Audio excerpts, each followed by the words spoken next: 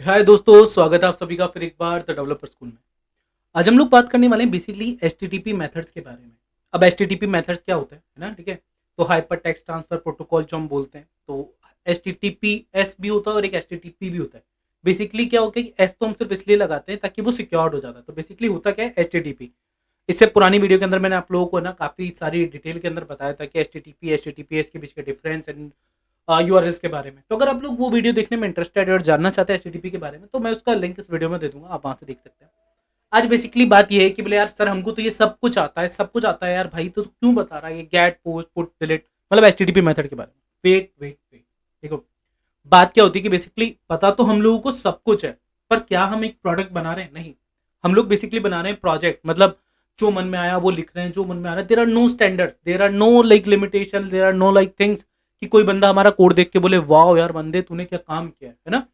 तो जो मेथड्स होते हैं लाइक सॉलिड के मेथड्स होते हैं, जो ऊप्स के कंसेप्ट होते हैं और बाकी सारी चीजें होते हैं, हम सारी चीजें फॉलो नहीं करते। इसलिए हम लोगों को एक एक चीज के बारे में पता होना जरूरी है, क्योंकि जब पता होगा ना तो आप उनको काम में ले पाओगे। अब देखो बेसिकली क्या होता है कि 90% वेबसाइट्स क्या करती है, गेट और पोस्ट ही वेबसाइट यूज मतलब मेथड यूज करते हैं। सब लोग गेट पोस्ट यूज करते हैं। क्यों? क्योंकि या तो हमें डेटा लेना होता है या डेटा सेव करना होता है, ठीक है। अब बात करेंगे आज हम लोग बेसिक से। पहले गेट पोस्ट पुट डिलीट आपको दिख रहा है, पर एक पैच के बारे में और बात करूंगा मैं इसमें आपसे, है ना।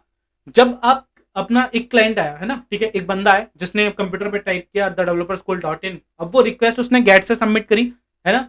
चाहे पोस्ट से सबमिट करी, चाहे पुट से सबमिट करी, चाहे डिलीट से सबमिट करी, इसका मतलब ये नहीं है कि उसको डेटा नहीं मिल सकता। ये बात समझ के चलना, चाहे मैं गेट से सबमिट करूं, चाहे पोस्ट पोस्ट से सबमिट करूं, चाहे पुट से करूं, चाहे पैस से करूं, मैं डेटा वापस निकाल सकता हूं। मैं किसी भी कंडीशन में डेटा निकाल सकता हूं। क्यों? क्योंकि मुझे तो रिटर्न ही मारना है यार वहां पे। इससे कोई फर्क नहीं पड़ता, but it is all about ethics, क्या सही है और क्या गलत। तो गेट का यूज कब करना है हम लोगों को? जब आप लोगों को सर्वर से डेटा निकालना है। जब सर्वर से डेटा निकालना है गेट का यूज करो। कभी पोस्ट वगैरह का इनका यूज मत करो, सिंपल गेट का करो। क्यों? जैसे कई बार हम बोलते हैं ना कि आपका अकाउंट नंबर अगर किसी को पता भी चल जाएगा तो वो क्या कर लेगा भाई उसका? वो उससे क्या कर सकता है? ज्यादा से ज्यादा आपके अकाउंट में पैसा डाल सकता है, जो आपके लिए अच्छा है। तो बेसिकली आप लोगों ने देखा होगा कि लगभग वेबसाइट्स की इमेजेस होती है, जैसे मैंने ये इमेज डाउनलोड की है, किसी ना किसी ने अपनी वेबसाइट पे लगा रखी होगी, मैंने यहाँ पे डाउनलोड की, पर क्या हुआ? अगर इस वेबसाइट पे उसका नाम लिखा हुआ होता तो उसका प्रमोशन हो जाता। दैट्स सो गुड, है ना। तो इस बात से कोई खास फर्क नहीं पड़ता कि भाई, है ना, आप गेट वाले मेथड के अंदर सिक्योरिटी वगैरह का। आपको जब डेटा निकालना है तो गेट काम में लो। अब वही वाली बात हम बोलते हैं, पोस्ट की बात करते हैं जब, तो पोस्ट में क्या होता है, जब वो डेटा आपको सेव कराना है सर्वर पे, तो वहां आप पोस्ट का मेथड का काम में लो। तो आप बोलोगे कि क्या गेट से नहीं हो सकता? बिल्कुल गेट से भी हो सकता है, पुट से भी हो सकता है, पर क्यों नहीं करना है? क्यों नहीं करना है? गेट से जब आप डेटा सबमिट करते हो तो एक्चुअल में क्या होता है, वो यूआरएल में जाता है, मतलब यूआरएल में दिखता रहता है कि आप क्या डेटा सबमिट कर रहे हो। That is not a good practice. आपको करना है सिक्योर काम, आपको करना है एंड टू एंड एनक्रिप्शन के लिए काम, ठीक है। प्लस जो डेटा यूआरएल में दिखता है वो कैश बन सकता है ना, कैशे में सेव हो जाता है। इसीलिए हम गेट मेथड्स का बेसिकली यूज करते हैं, ताकि क्या होता है उससे फायदा।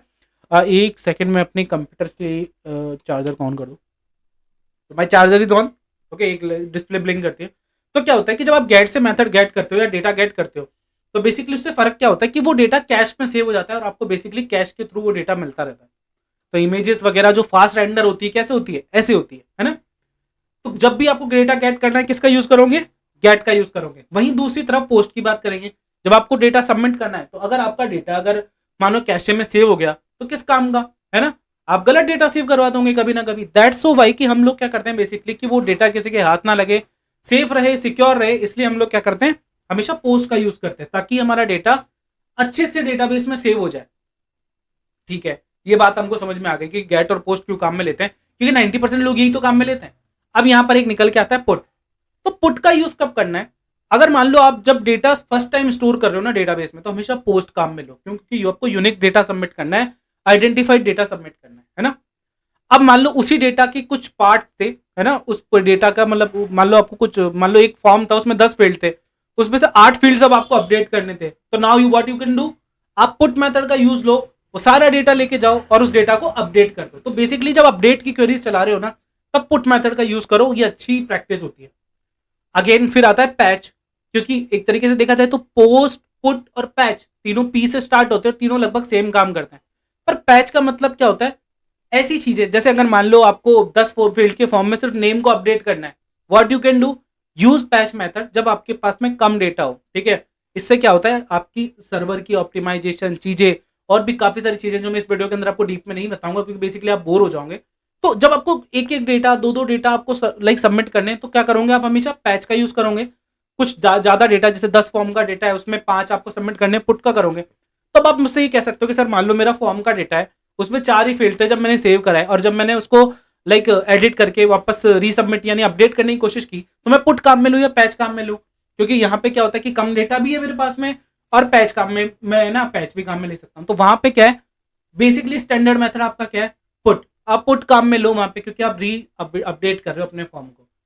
पैच हमको बेसिकली कब काम में लेना चाहिए, जब मान लो कि कोई बेसिकली कोई सिंगल डेटा अपडेट कराना था। जैसे हम बेसिकली क्या करते हैं कि ना यूजर का स्टेटस अपडेट कर रहे हैं, मान लो हम यूजर का स्टेटस अपडेट कर रहे हैं, दिस इज लाइक कि यूजर एक्टिव है इनएक्टिव है, एक ही फील्ड है इज एक्टिव नाम का, उसको 0-1 करना है। इसके लिए हम लोग क्या करते हैं, पोस्ट या गेट के मेथड लगाते हैं। This is not correct. आपको क्या करना है, वहां पे पैच मेथड का यूज करना है, ताकि आपका जो रिसोर्सेज लगे हुए हैं इसके पीछे, जो आपका डेटाबेस है इन रिक्वेस्ट को प्रोसेस करने में टाइम लगाता है ना, उन पे कम ध्यान दे। ठीक है, बिकॉज हर चीज की एक मेमोरी होती है।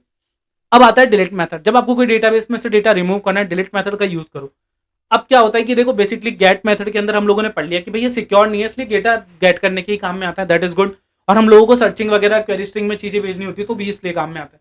तो क्या पोस्ट के साथ में क्वेरी स्ट्रिंग नहीं भेज सकते? भेज सकते हो यार दोस्त, पर क्यों जरूरी है? क्यों? जब आपको सर्चिंग करनी है तो गेट काम में लो ना, स्टैंडर्ड्स तो यही है। फिर हम बात करेंगे पोस्ट की। तो पोस्ट में क्या होता है, पोस्ट में बेसिकली क्या होता है कि अगर हमने ये काम पोस्ट से किया होता, तो वहां पे हम क्वेरी स्ट्रिंग काम में लेते, अच्छा नहीं लगता, स्टैंडर्ड्स के खिलाफ है। तो पोस्ट में हम क्या करेंगे, सिर्फ सेव कराएंगे।